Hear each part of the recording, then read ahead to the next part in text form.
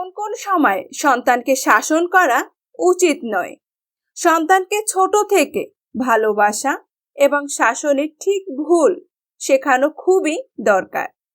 তবে বিশেষজ্ঞরা বলছেন সব শিশু কিশোরের একটা সুনির্দিষ্ট সময় রয়েছে। খাওয়া, ঘুম, পড়াশোনা এবং খেলার মতো শিশুকে শাসন করাও একটা সময় রয়েছে। অনাকাঙ্ক্ষিত পরিস্থিতিতে হিতে বিপরীত প্রতিক্রিয়া দিতে পারে।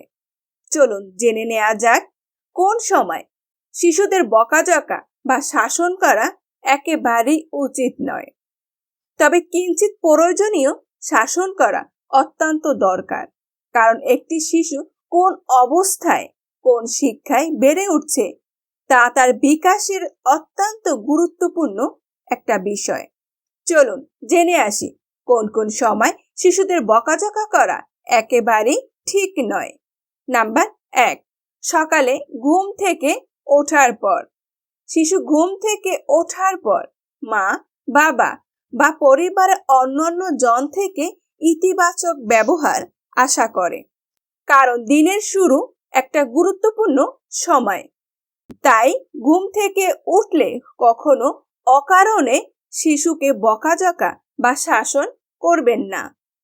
এতে আপনার সন্তানের মন খারাপ বা প্রভাব পড়তে পারে, সারাদিনের কাজেও ব্যাঘাত ঘটতে পারে। নাম্বার 2, বাইরে থেকে ফেরার সময়। স্কুল, কোচিং ক্লাস বা খেলার মাঠ থেকে ফেরা মাত্রই সন্তানকে শাসন করবেন না, কারণ বাইরের জগৎ থেকে সে যখন বাড়িতে ফিরছে তাকে ভালোভাবে ওয়েলকাম করুন।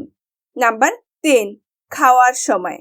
যখন আপনার সন্তান খেতে বসছে সেই সময় তাকে শাসন করবেন না, এতে তার খাওয়াতে ব্যাঘাত ঘটতে পারে। আপনি যে কারণে তাকে শাসন করছেন সেই কাজও হবে না, তাই খাওয়ার সময় ওকে খাবারে মনোনিবেশন করতে দিন। নাম্বার 4, রাতে ঘুমানোর সময়। সারাদিনের ঘটনা ঘটার পর ঘুমাতে যাওয়ার সময় কখনই ওকে বকাঝকা করবেন না। ওই সময়টাও ওর ভালোবাসার প্রয়োজন, অন্যথা শিশু মনের প্রভাব পড়ে, ঘুমের ব্যাঘাত ঘটে, পাশাপাশি পরের দিনের শুরুটা খুব একটা ভালো হয় না। নাম্বার 5, অতিথিদের সামনে। কোথাও ঘুরতে গিয়েছেন বা বাড়িতে অতিথি এসেছে, তাদের সামনে আপনি আপনার খুদের সঙ্গে খারাপ ব্যবহার করবেন না। মনে রাখবেন, শাসন একেবারে ব্যক্তিগত একটা বিষয়। বাইরে কারো সামনে অযথা শাসনে আপনার খুদের অপমানিত বোধ করতে পারে, এতে কাজের থেকে অকাতই বেশি হবে। তাই খেয়াল রাখুন, বাইরের কারো সামনে শিশুকে শাসন করবেন না। একবারে নির্ভুতে অবসর সময় ওকে বসিয়ে বোঝান, শাসন করুন প্রয়োজনে।